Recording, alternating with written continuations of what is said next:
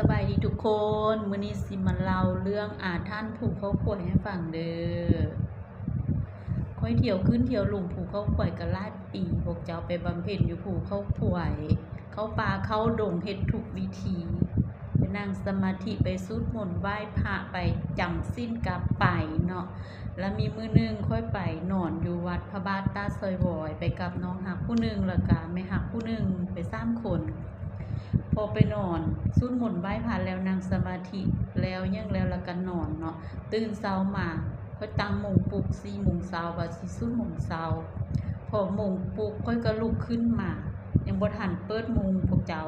เห็นพี่อยู่พระบาทตาซอยวอยตาเราหุ่ง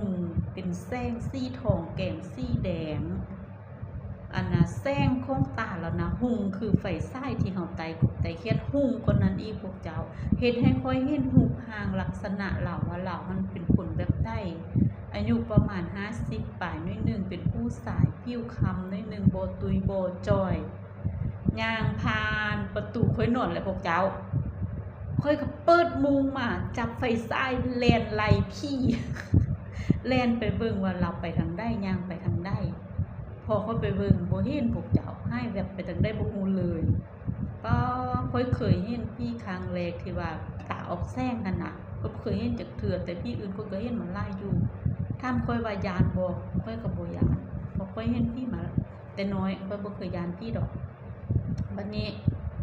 คือสิแม่นเพิ่นหันมาให้เห็นแล้วเพิ่นอยากมาขอส่วนบุญนั่นแหละพวกเจ้า